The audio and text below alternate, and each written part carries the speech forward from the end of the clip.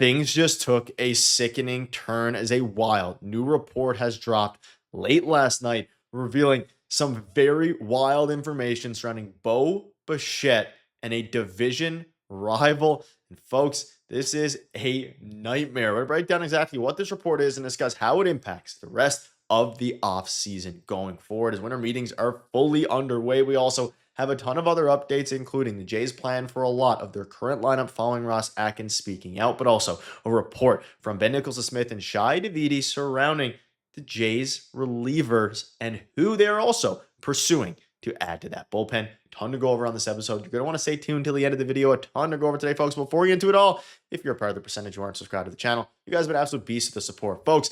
This report dropped late last night. There's gonna be another video for you guys in a couple hours here. It's gonna be a very busy day, so thank you guys for continued support. But let's just dive right into it. This is not a video I was super expecting to make this morning, but it does make some sense here. And Ari Alexander, he's of course I believe he's at winter meetings. He might not be at the meetings, but he's reporting a lot of things very reputable or fairly reputable as well here. Shortstop Bo Bichette, you can say very reputable. He's been right for a while, and the Red Sox had a Zoom meeting recently, sources tell 7 News. It went well on both sides, per sources. Bichette came away impressed with the Red Sox, I'm told. The Red Sox have shown to be serious about the free agent. Now, you might be looking at this and saying, it's just a meeting. And, it is just a meeting, but this is the first time that it's been reported, at least, that another team has met with Bo Bichette. And the Jays haven't even been reported yet. And it's weird to be on the other side of it because just a week or so ago, the Jays, according to Robert Murray and a bunch of others now at this point, were confirmed to have met with Kyle Tucker. And it's a little bit strange that it gets out there that Bo Bichette has met with the Red Sox before the Blue Jays have met with Bo Bichette. And then, the Jays meet with Kyle Tucker before meeting Bo Bichette. A lot of weird things are going on. But also, you can see here, the Red Sox have shown to be serious about the free agent and that the call went well. And there's been a lot of reports lately, and I've covered them all here on the channel, about Bo Bichette and the Red Sox. There's been a lot of smoke there. And this would be probably not the biggest nightmare for you. Like for me, the Yankees would probably be brutal. But it's a close second, right? Anytime, if he ends up leaving the Jays, if the Jays get Kyle Tucker, I'm kind of fine with him leaving the Jays.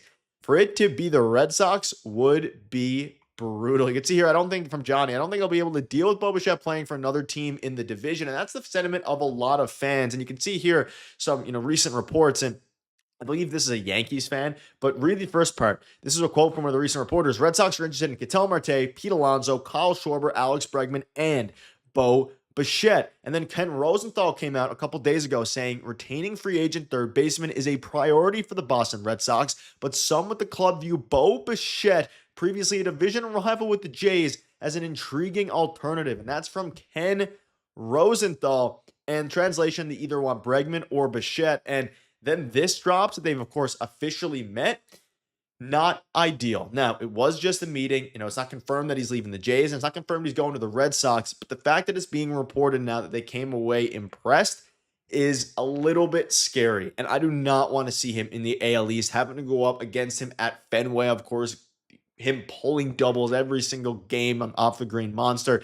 It would be nightmare fuel, especially if they strike out on Bo Bichette and Kyle Tucker. Now, I think they're going to get one of the two. I don't necessarily think this means by any means that the Jays are out on Bo Bichette. I'll have another video coming in a couple of hours revealing some interesting information surrounding what Ross Atkins said about Bo Bichette and their pursuit there, which is encouraging. But at the same time, it's not what you wanted to hear if you're a Jays fan, right? You just never want to see this. Now, it was bound to happen eventually, though for them to have come away with very positive reactions is notable. And I'm sure we'll hear some more about this as things get underway. But it's being reported that, Bo Bichette's market could move into January. But if this is the case, I would like to hear the Jays. I'm sure they have a meeting with him. And obviously, it's not going to be as widely reported just simply because of the fact that, hey, he was on the team last year. But it's definitely not ideal. Now, keeping that in mind here, there is a lot of different things to go over. And this is what the team currently looks like without Bo Bichette. Now, if he goes to the Red Sox, that would be very rough. They'd have to probably trade for an infielder. Ketel Marte is available, but are the Jays going to be willing to give up that? It's going to be interesting. And a report from Shai Davidi came out and said that Toronto is casting right now a wide net in the bullpen market, which is very intriguing and interesting, but it would be hardly a surprise if they added a high leverage arm. And apparently they were also going after reliever Emilio Pagan. So keep an eye out for a reliever, in the reliever market. Now, we'll have more videos coming today, but at the same time, this market can develop quicker, right? It can develop a lot quicker rather than some of the other markets that are out there, just because of the fact that, of course, starting pitchers, I mean, that market's still pretty slow. The Jays got their business done early, but Bo Bichette, all those guys, that market's going to move slow. But it's good to hear from Schneider himself that the Jays are interested in some of the higher leverage arms, whether that be Robert Suarez, whether that be Edwin Diaz. But at the same time, they also went after Emilio Pagan, which I'm happy they didn't, ultimately do. And some more notes on that from Ross Atkins, just kind of give you guys some more updates here. They view Cody Ponce as a starter and Louis Verland as a reliever. But most importantly, again, they're not super close to anything as of this moment. That is what Ross Atkins said yesterday. Now, of course, things can change and he's never going to reveal his hand. But, the timing of that plus the timing of the report, I think it was, 11 p.m. yesterday, 10:30 p.m. Eastern yesterday when this report came out. It's not ideal. So let me know down below what your thoughts are on that. A few other things to go over in this episode. Now, Ross Atkins did come out yesterday and reveal some very interesting things surrounding specifically the José Berríos trade scenario. Now, he has not requested a trade, but essentially what Ross Atkins said was, they're going to kind of ride it out here that he wasn't happy. We'll have more details on that in the video later today. But bearing injury, the Jays could end up in the exact same situation with José Berríos next spring. So he hasn't requested a trade. He wasn't happy with the way things kind of were.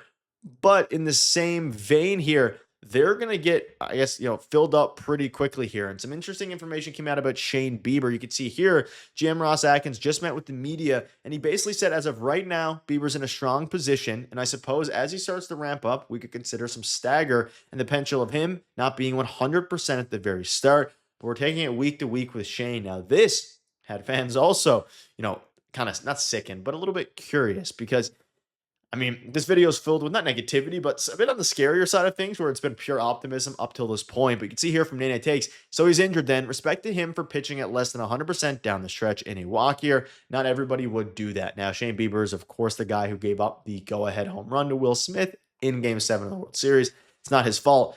But for Ross Atkins to say that Shane Bieber is expected to be ready for opening day is good, but taking it week to week, you can kind of take that two ways. He's coming off of Tommy John, and he pitched later than most other pitchers in baseball besides the Dodgers into late October, borderline November. So you're kind of at a point where, he is going to take a while to ramp up, and offseason is going quick, right? We're a couple months away from spring training, and things are going to get, hectic there. But it is notable that he should be good to go, but that's why they went out and got a guy like Cody Ponce, and that's why they're probably keeping José Berríos to keep their options open. So let me know down below your thoughts on this. Ton of news coming out. We're going to keep you up to date every step of the way. Let me know down below your thoughts are on this report as well. Quite scary.